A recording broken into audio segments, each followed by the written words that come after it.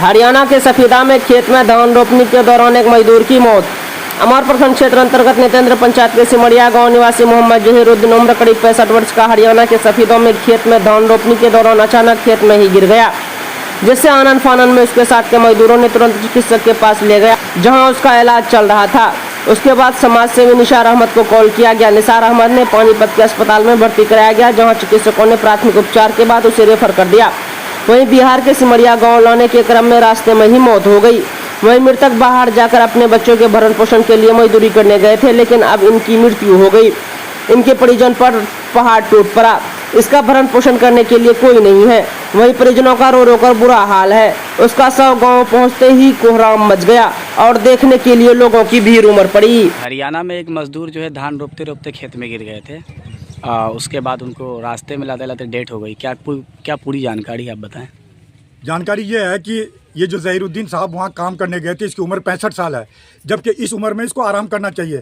फिर भी अपने बच्चों के पेट के भूख को मिटाने के लिए ये हरियाणा के असंध में पानीपत के पास है, वहाँ काम करने गए थे और खेत में धान रोपते रोपते वहीं पे ये बेहोश हो गए। उसके बाद हमको खबर पहुँची, मैंने इनको फिर हॉस्पिटल में भिजवाया तो हॉस्पिटल वाले ने इसको जवाब दे दिया कि अब इनका घर में लेके जाइए, इसका इलाज नहीं होगा और इसका घर में जाके सेवा कराइए।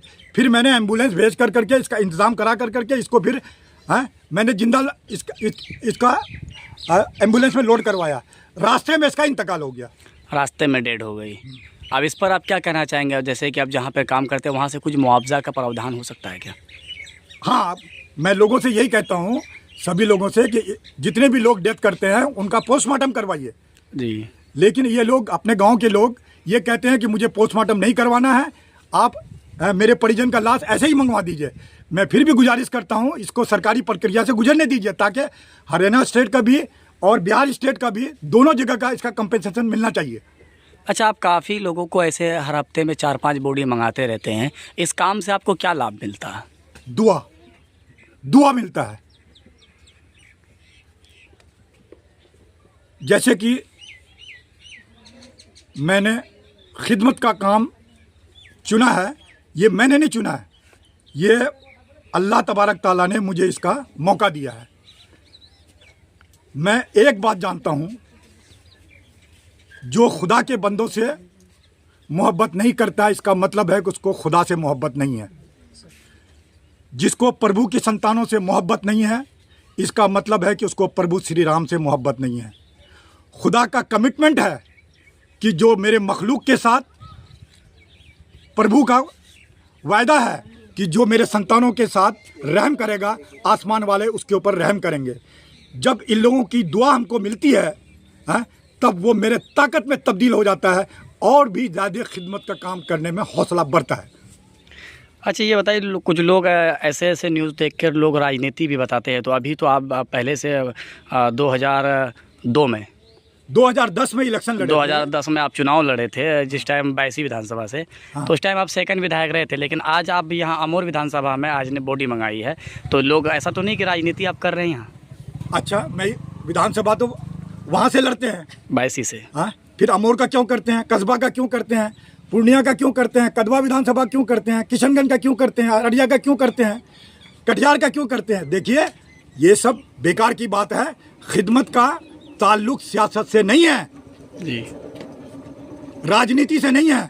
और सही बताऊं, राजनीति का मतलब ये होता है खिदमत। जी जी। मैं सभी नेताओं से और समाज के सभी लोगों से यही गुजारिश करता हूं कि सब कोई एक दूसरे को मदद कीजिए।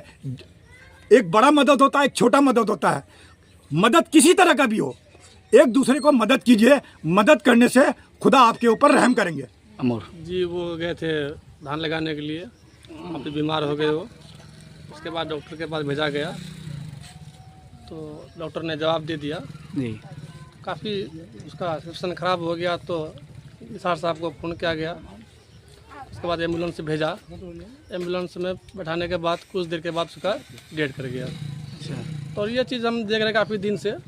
इससे पहले भी 2016 में एक सरबलिया गाँव का कुछ आदमी डेथ किया था, इसमें से निसार अहमद साहब भी उसको भी लाया था। निसार अहमद जी बहुत दिनों से मतलब ये सब काम कर रहे हैं, लोगों को खिदमत कर रहे हैं। ये बहुत दिनों से कर रहा है। 2016 में जो लाया था, हम लोग वहीं पे थे, तो अच्छा, आप लोग अपने अपने द्वारा कई बॉडी आपने मंगवाई है अभी तक? जी हम तो देख रहे हैं कि 3-4 बॉडी तो हमारा सामने में आया है, निसार साहब मंगवाए हैं, जी जी।